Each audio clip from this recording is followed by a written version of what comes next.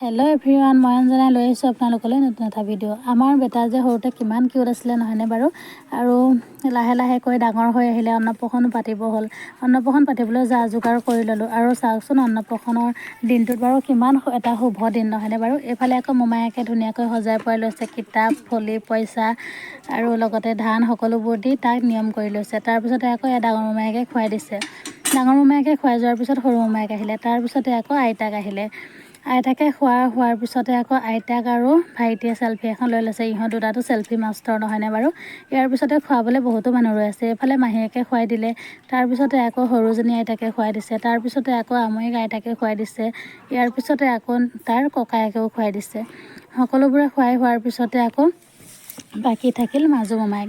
ইয়াৰ পিছতে মাজু মোমায়েকে ধুনীয়াকৈ খুৱাই দিবলৈ লৈছে। আৰু এয়া দেখিছেনে, সি হাঁহিছে। অন্নপ্ৰশন বুলি ক'লে কত যে কিমান যা যোগাৰ কৰিব লাগে নহয়নে বাৰু। আৰু আমাৰ পিতাই খোৱা থালিখন বৰ ধুনীয়াকৈ সজাই পৰাই আগবঢ়াই দিছে। আৰু এইফালে ভকতেও বহি ধুনীয়াকৈ খোৱা বোৱাখিনি কৰি ল'লে। আৰু আমাৰ অন্নপ্ৰশনৰ দিনটো সিমানতে শেষ হ'ল। ভাবিলোঁ ভিডিঅ'টো বহুত দিনৰ আগতে কৰি থোৱা আছিলে, আপোনালোকে গমেই পায় নহয়নে বাৰু। আৰু আমাৰ পিতাই এতিয়া বহুত ডাঙৰো হ'ল।